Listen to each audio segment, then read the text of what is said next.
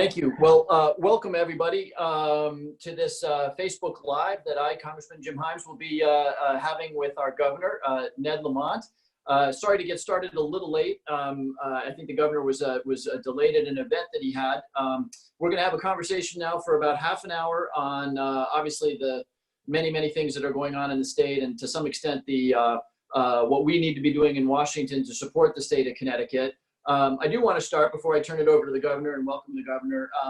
We're both very conscious that we're doing this on Juneteenth, and we're doing it on a Juneteenth when Americans and people in Connecticut have become newly and dramatically conscious of what Juneteenth stands for, and that is the progress that has been made, yes, on our racial relations in this country, but also the dramatic gulf that remains, and the work that needs to be done to make sure that we are consistent with our founding creeds in this country, that people have equality of opportunity in our schooling system, in our healthcare system, economically speaking, and of course, and we'll touch on this in the conversation we'll have with the governor, obviously where it's needed, doing some pretty profound reform of our police departments to make sure that they are about protecting and serving everybody.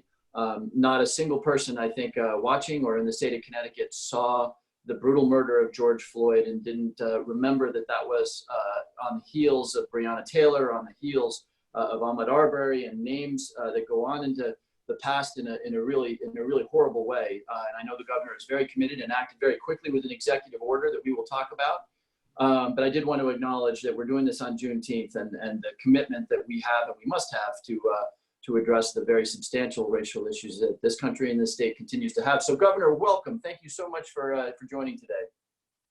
Hey, Jim, it's great to be with you. Let me just say on Juneteenth, I've been reading the history. It's sort of interesting that 2 years after the Emancipation Proclamation, 2 months after the end of the Civil War, 6 weeks after the assassination of Abraham Lincoln, that's when we celebrate Juneteenth, is the day that they officially declared the end of slavery, when that final Union general was down there in Texas. And as you point out, after that, for the next 150 years, it's still a constant struggle. And we got to keep our eye on that. We had Reconstruction where things were very good. And we started to bring our country together, blacks and whites. Then you have Jim Crow. And we remember with George Floyd, it's a struggle we go through every day. Thank you for remembering it. And by the way, it's really great to be with you. I mean, I got to tell you, Washington, D.C. is a city that seems to be going a little insane to me every once in a while. And Jim Himes is one of the sanest people I know. I'm really proud that he's down there, not to mention a good guy with the right values. Well, thanks, Ned. I really appreciate that. It does seem insane from time to time. And we obviously all saw some things around the protests that regardless of where you are on the political spectrum, ought to shake you a little bit. The prospect of United States military forces going up against U.S. citizens was something that I don't think any of us ever imagined we would see. But Ned, I really appreciate that, and thank you for the wonderful job you've done. Look, I know that when you ran for governor, you never imagined you would be presiding over a pandemic that would end the lives of 4,000 plus Connecticut citizens, and there is no fooling around when you're talking about something with that level of lethality. And I know the political pressures too.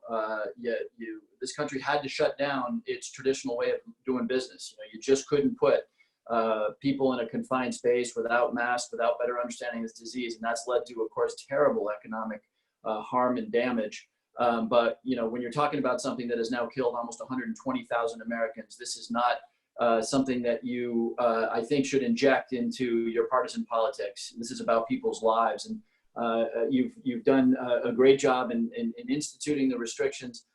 And of course, now we're beginning to see an opening, and I'd love to give you a couple of minutes. I know every time I talk to my constituents, they kind of want to know what the perspective is. They ask me questions like, are schools going to reopen, pools, all that stuff. So I'd love to give you a couple of minutes to talk about where we are and where you think the state needs to go. Yeah, I think Connecticut really did us proud over this really tough 100 days. We were one of the first states that had to close down. Frankly, COVID closed us down. We did it in conjunction with our neighboring states. So I got to know, Cuomo and Murphy pretty darn well.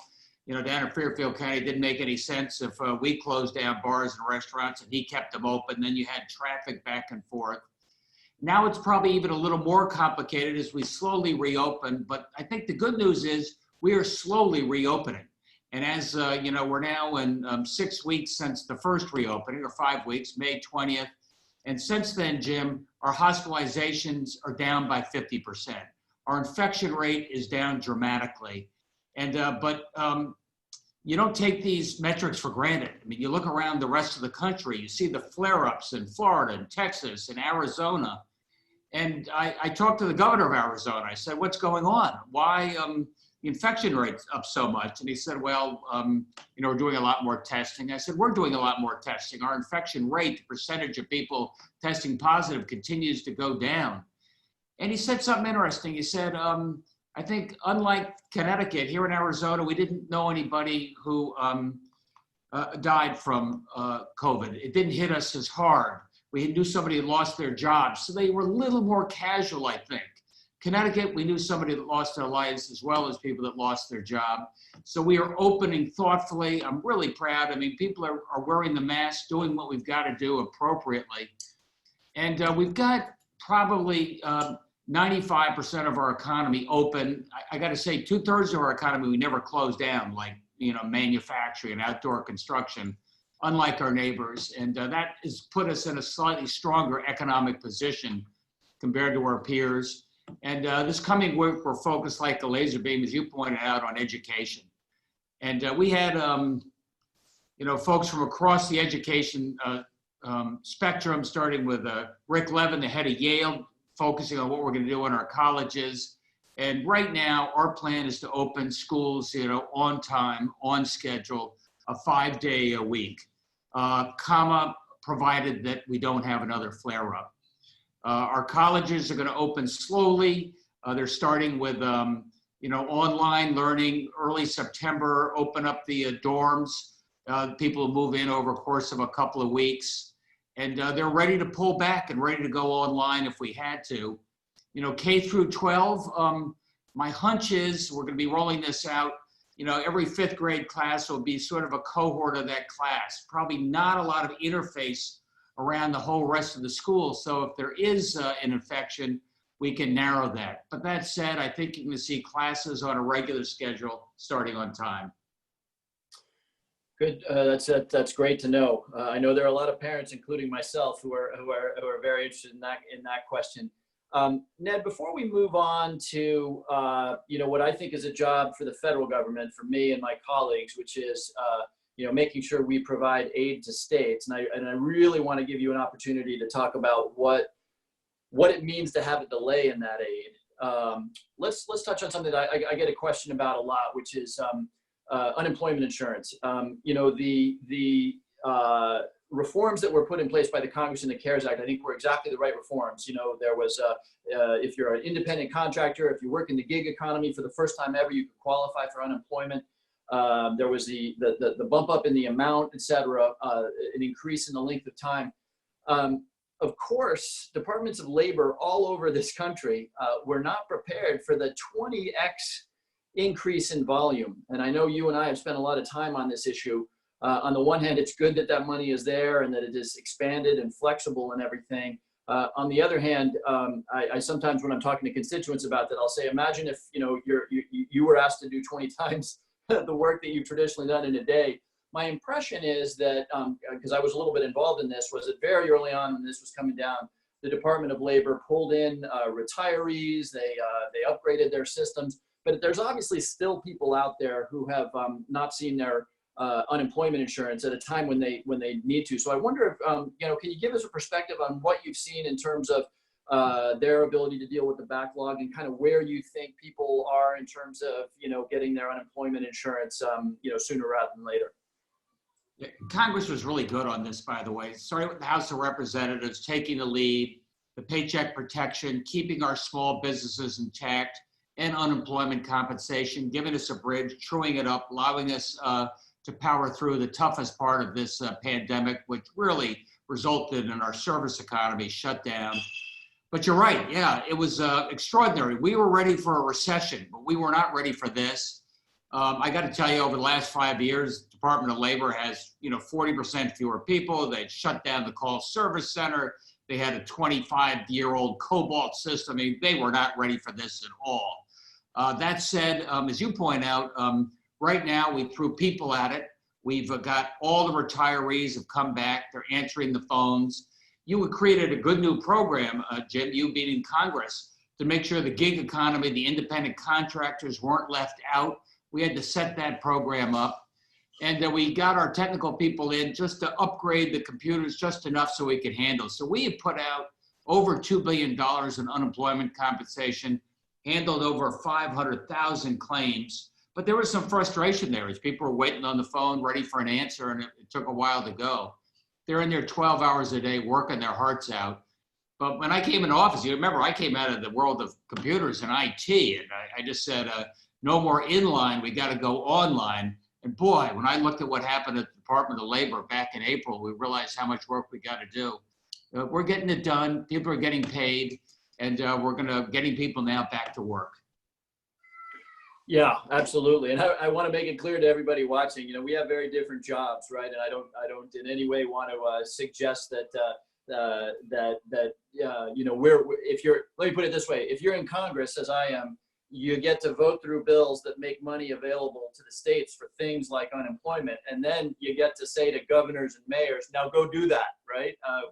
We national legislators are not the ones that actually have to execute these programs on the ground. So I sometimes regard that as both a good thing and a bad thing. But obviously all over this country, mayors and governors had to deal with, yes, they had the resources from Washington by and large, but in many cases, they had to build from scratch the kinds of programs that helped. And I'm not just talking about unemployment insurance here. I'm talking about testing, and now we're talking about contract tracing. And Ned, before we move on, we've got a question here from one of our audience, asking about voting. And it's obviously very much in the news here in the state of Connecticut because you've issued an executive order, and I know it applies to the primaries with respect to absentee voting, but and now I guess there's a lawsuit that may seek to stop the ability to do no reason absentee voting for the November election. Can you give us a couple of minutes on where you think, where we're going with respect to the November election? Yeah, we've got the special session probably going to be in the next few weeks. I really want them focused on police accountability, and I want them focused on voting. You saw what happened in Georgia. You saw those people lined up. You saw how tough it was to vote. If you're over 65, the last thing I want people doing is lining up on a long time in August and November. Our executive powers said you can have absentee voting by mail in August, which is good. That will be obviously a much smaller turnout.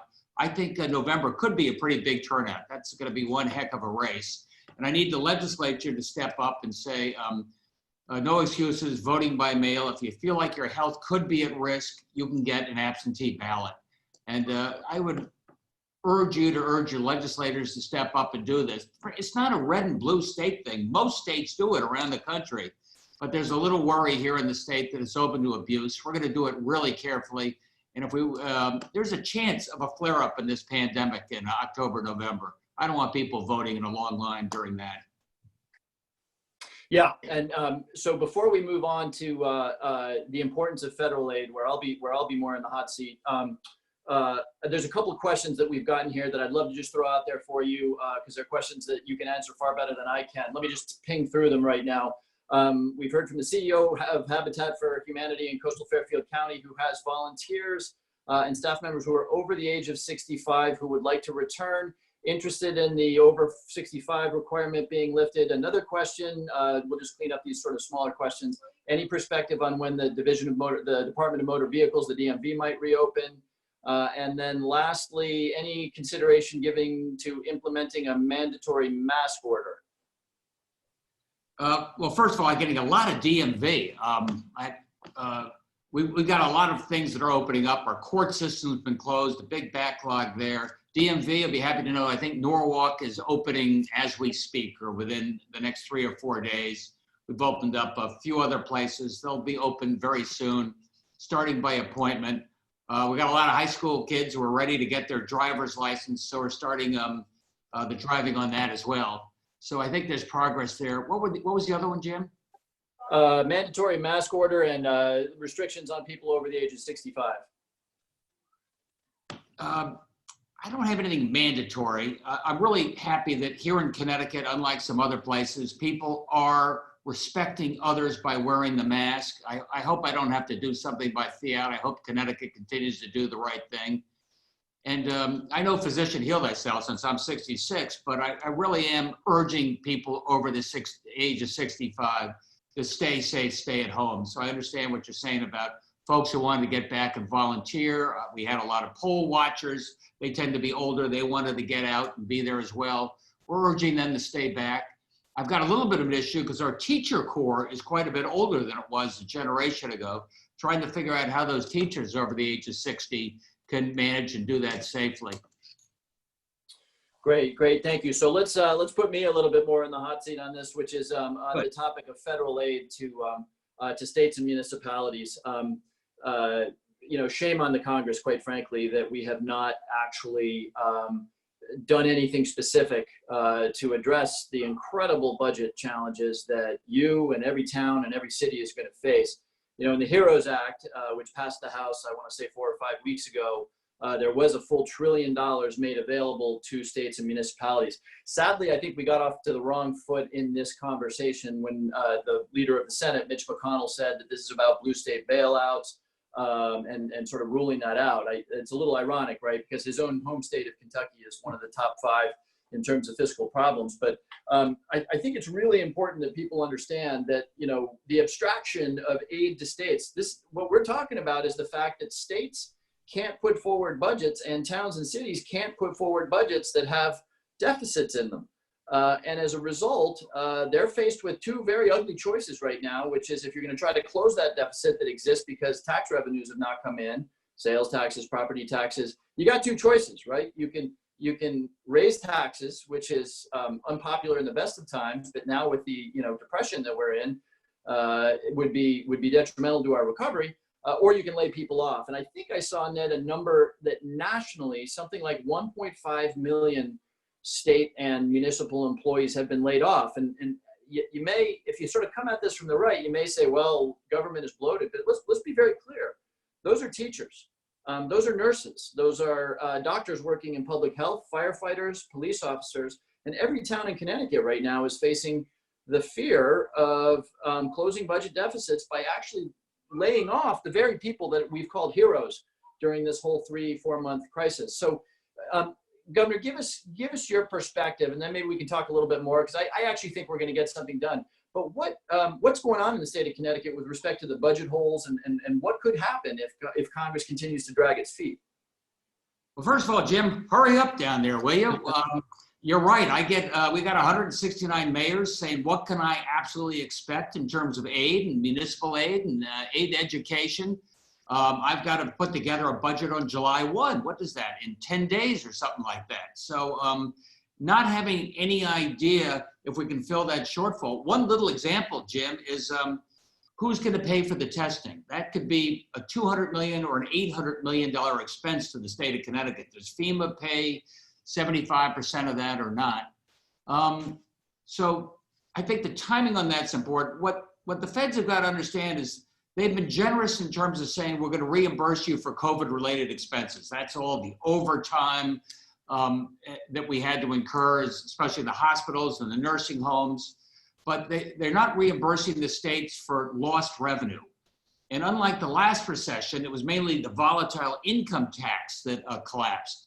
This time around, it's income tax and sales tax, and that's why we've got a $600 million deficit in this current fiscal year and probably 2 or 3 next year. And so we need some certainty. The last thing you want is us and the mayor, Martin and Stanford, laying off a lot of people, teachers not knowing if they have the job. All that uncertainty would be just a body blow to the confidence we need to get this economy back going again. So I'd urge Congress not just to do it, but to do it now. And you're absolutely right. Don't give me all this blue state, red state stuff. That's nonsense. We've all been hit. And those, Wyoming and North Dakota, which have all their energy taxes, That's been hit. So they all have this enormous shortfall right now. Look, I know you guys put a lot of money to work really fast, and that is always a little unnerving. But this is one where I think running the state municipal aid, making that clear, doing it on a timely basis will allow our economy to get back to work. Yeah, that's right. And I've got both kind of an optimistic and a little bit of a pessimistic note to sound, because you highlighted two problems. There's the problem of budgeting. Many towns and cities also need to produce budgets by July 1st. And you have no idea right now whether you're getting, hundreds of millions, billions of dollars or not. And that means you've got to create a budget that assumes that you're not. And that's just, you may in the end, but you've still got this budget. That's a problem.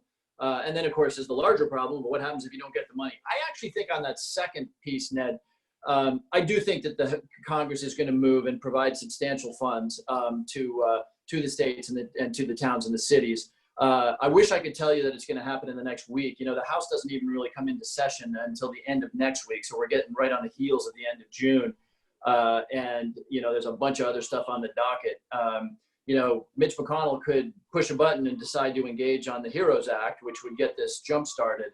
But I don't sadly see the urgency over there. And my hope is, quite frankly, as you point out, there's lots of Republican governors who are in trouble on this, including the state of Kentucky. So my hope is that some of those Republican governors put pressure on Mitch McConnell, because yes, this should have gotten done weeks ago. And sadly, I think the best case scenario is that it gets done in a couple of weeks or so, which is going to create a lot of uncertainty and a lot of pain. And I remember this from 10 years ago, 2009, 2010.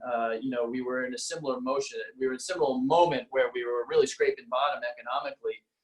And uncertainty was a word that I heard 20 times a day. Oftentimes, people as individuals, because they're making their spending plans, retirement plans, et cetera, but also businesses need the certainty. So my hope is that the Senate starts to feel a little bit of urgency around this in the next couple of weeks or so. I would only add, Jim, you've got the National Governors Association, Republican and Democratic governors alike, who have really put their shoulder to the wheel on this issue. So Congress should engage them when it comes to what we got to do. And I will tell you, it's a pretty impressive group, the governors.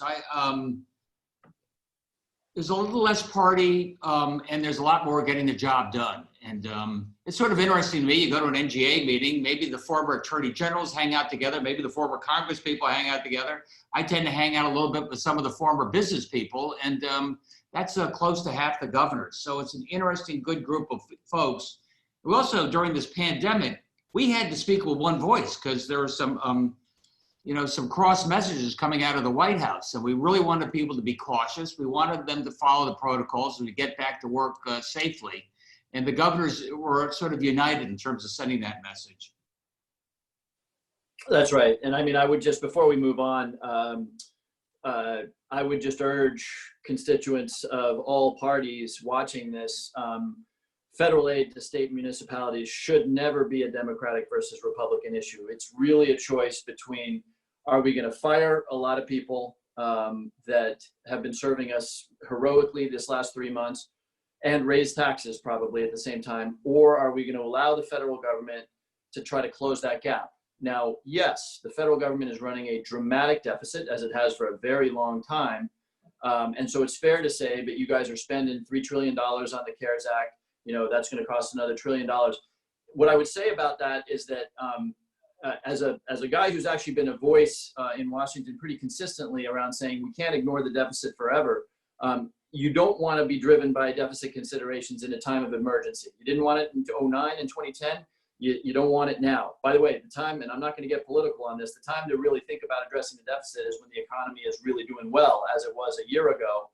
And sadly, in Washington, a tax reform bill, in my opinion, sadly, was passed that not only removed the state and local tax deductions for your and my constituents, but just completely exploded the deficit. So people who raise deficit concerns, I would say two things. One, your concern is generally right. It's not right now when we're in economic emergency. But by the way, keep thinking that way when times are good, because when times are good is the time to address the deficit. So again, I'll close where I began, which is we shouldn't let this become a Fox News, MSNBC, red blue thing, because this is really about, our quality of life and our nurses and our doctors and our firefighters. So that's on me. I got to keep lighting fires. down on Capitol Hill to try to get that done sooner rather than later. Ned, I think we've got another 10 minutes or so, and I'd be remiss if I didn't bring up a topic that is really important to both of us. We talked about it a little bit right up front, but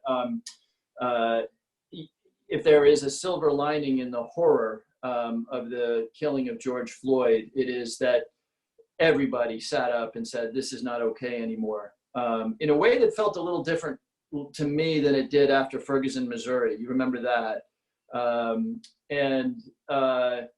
You know, pretty much every state and city and member of Congress said, we have to make changes now. At the federal level, as you know, in the House, we've introduced a bill that was crafted by the Congressional Black Caucus, and I won't go into all the details, but it would forbid chokeholds. It would require police officers to have body cameras on at all times. It would create a national police misconduct database to prevent a police officer who is fired in one jurisdiction from going to work in another if they were fired for reasons of violence or misconduct.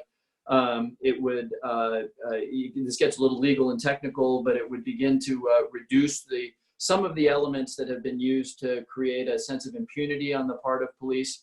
The good news is there's a negotiation underway. The Senate has come up with a bill. The president is talking about it. So I do think we're going to get something done at the federal level. But Governor, as you know, the real action on this issue is not at the federal level, right? It's really with respect to states and state police and with our towns and our cities that control the budgets and control the procedures and protocols for our police departments. And before I hand it over to you, Ned, I do want to note, I've probably been to, you've probably been to more, but I've probably been to 9, 10, 11 protests: Stanford, Norwalk, Bridgeport, New Canaan, Wilton, Fairfield, Westport, very different communities. And without exception, and I'm going to say this really humbly because I think it's always dangerous to say we're different in Connecticut. I believe that we are, but you know, this could change overnight. But without exception at those protests, I have been so proud of the way our local law enforcement has acted in those protests. I've seen chief after chief go out of their way to engage with protesters, have very difficult conversations, protect the protesters by, you know, in a couple of incidences when they blocked traffic or highways, the police were there to keep them safe. So I'm so proud that Connecticut hasn't been on CNN with some of the violence and some of the fights that we've seen there, by the way, including in Lafayette Square, Washington, D.C., even as I'm humble about the notion that we should never get it into our heads that it couldn't happen here. But anyway, I do want to, before I turn it over to you, Ned, I do want to acknowledge, you know, the chiefs of police and the police departments here anyway have been really introspective. And I think that, not that we haven't had incidents in the past, but I think pretty constructive about this moment. So let me turn it over to you because, you know, governors and mayors and first selectmen actually have a lot more control over the nature and culture and budgets of their police departments than the federal government does. I was pretty proud of how Connecticut reacted as well. We've got a commissioner of public safety, tough white guy, former police chief for Hartford, James Ravella. And within days of the George Floyd murder, he sent a letter out to every single state police officer and then the police around the state. And he said something pretty clear. He said, if you aren't shocked and outraged looking at that video of George Floyd being murdered, turn in your badge, because you don't belong in the Connecticut State Police Force. And you're right, I appreciate, you know, we're gonna change the protocols and escalation of force and make sure community policing, we're doing everything we can do. But that letter spoke volumes to me in terms of, you also gotta change the heart. One of the things I really tried to do is, our state police force is like 80% white guys. And they're great, they're really good, but you want a police force that reflects the diversity of our amazing community. So our class going through now, we've got twice as many women and people of color. We've got to do a much better job there. Every single minister I talk to, I say, all right, I hear you. Now this is what you can do for us. Make sure we have a police force that reflects the community. And now the legislature is going to come in working with the local municipalities. And you're right, I mean, I'm a little older, so I did not go to all the protests. I was telling folks like me to stay a little closer to home. So I've done some vigils and, you know, really forums. But I've been really proud of the fact that we didn't have the violence and the looting. You know, up on I-84, they were about to close things down. The police went up and they locked arms and they walked off, together, saying we believe in the goals of what we're trying to accomplish with criminal justice. We're not going to accomplish them by shutting down I-84.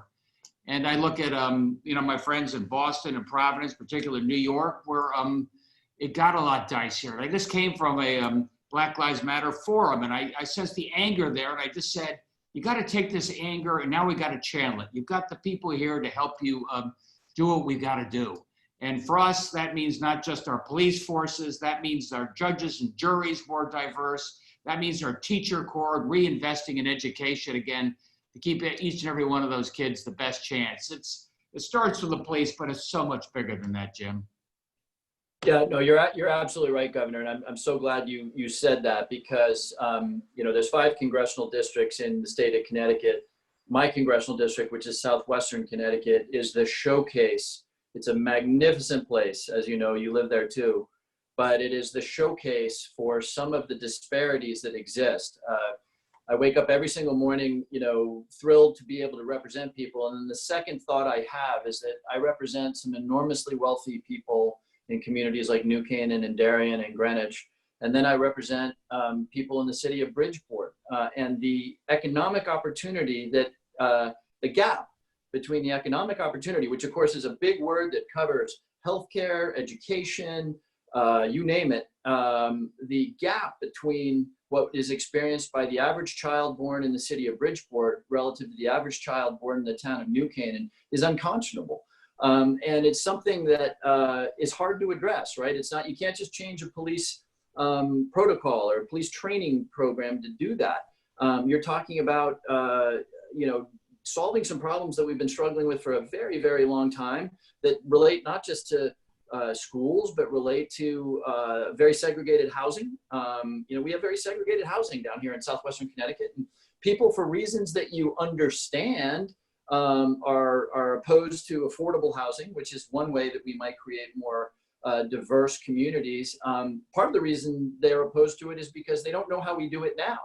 The city of Stamford has made great strides in affordable housing, which is, by the way, if you look at the affordable housing in Stamford that has been built in the last 10 years, you would not think that that's, what people used to call public housing. It is really amazingly well integrated. And so we don't begin to have the time to have that conversation, but I have to highlight that because I'm from, Connecticut as a whole deals with those disparities. I happen to deal with the part of the Connecticut where those disparities are most obvious and most severe. But I've been trying to take advantage of the universal interest in these demonstrations to say, folks, don't go home just when you're satisfied that we've moved enough on police brutality. Don't go home, because we need you on these other issues of affordable housing and equal access to healthcare and improving schools that need to be improved. Yeah, Jim, I mean, COVID just reminded us of those incredible disparities, especially when it comes to health disparities. If you're Black or Hispanic, you're twice as likely to get infected and suffer complications. Black, twice as likely to die. Folks, they couldn't telecommute. They couldn't self-quarantine. They were going to work every day on the front line. And you're right, they live in more congested housing. So in our modest way, we've really tried to address that. We've taken all the testing right to those communities. We've opened up the federally qualified health centers, trying to bring healthcare to people.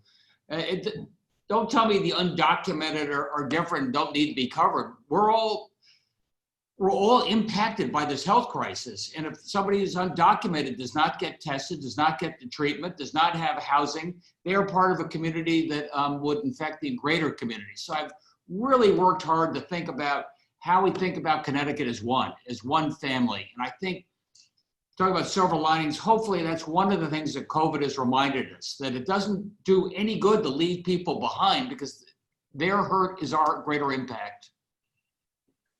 Absolutely. And Governor, I'm going to give you the last word, but I want to close with 2 thoughts. Number one, I really want to thank you for your leadership in the face of this crisis. I know it was not even on your radar screen when you decided to run for governor.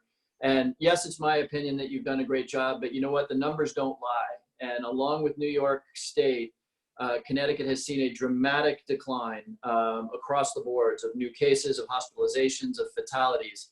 And that is in large part due to your leadership, and you get credit for a lot of that. And by the way, this is not something, not only did you not imagine it was coming, there's no rule book for this, right? This, I remember when we were working on the CARES Act, and we'd never seen anything like this, losing 1.5 million jobs every, 36 hours or so, and seeing there was a period there where 2,000 Americans were dying every single day. And we didn't really know. We still don't know exactly the nature of this virus, precisely how it spreads. So there was no rule book. And I'm sure when the postmortem happens, we're going to learn from the things that we did right and the things we did wrong, but the numbers don't lie. And the state of Connecticut is doing extremely well in terms of reducing the impact of the coronavirus. So I'm going to give you a whole bunch of credit for those numbers that don't lie, but I'm also going to say, and this is my closing point, I get the question all the time, well, what are you going to do? What are you going to do? What is the governor doing? What are the senators doing? I try every time I have a little bit of a platform to say, there's all kinds of questions about where we're going to be in the next 6 months. And what matters most is what the people who are watching us right now do. If you lighten up, if you take off the mask when you go into the supermarket, if you let your guard down, we will see a rise in cases. And as the governor pointed out, we're seeing that right now in Florida, where, we're seeing it in Florida, we're seeing it in Arizona, we're seeing it around the sort of southern tier of this country, where people said, you know what, we're tired of this. And now we're seeing cases increase. So this is really up to us. And if we maintain our care, if we don't get into the political BS about what the wearing of masks says about your political affiliation or liberty or whatever, but just recognize that it's a way we save people's lives, I think we're going to continue to make progress. And so again, I want to say it's really not about what the governor and I or the senators or the mayors do. It's really about what each and every one of us do. And do we keep up the effort to be safe, to do smart things, to not do dumb things? We all do that stuff, and we're going to be in a much, much better place in 2 or 3 months. Let me follow up on your comment about what we might have expected or didn't expect. And it was about a year ago, I finally was able to reach out to Andrew Cuomo, governor of New York. He hadn't had any relationship with Connecticut for the previous decade or so. And we finally said, let's get together. And he said, let's go fishing. I said, that's great. We'll find a nice place right on the Connecticut New York border. He said, that's super. How about Lake Ontario? I had to look that up. And fortunately, we got out there. It was the two of us, and took him a little longer to get a fish. So that gave you a little bit of extra time. And talk about what you expected. I was transportation, because it doesn't do any good to speed up Metro North if it stops at the New York border.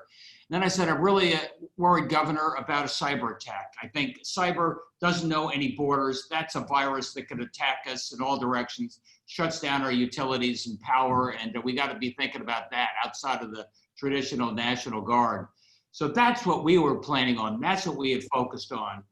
And then when COVID struck, coronavirus 19, I had to look that up and see what it was. But what we tried to do, and what we did with our neighboring governors, is say, all right, state government, we got some talents. We know what we can do in terms of implementation.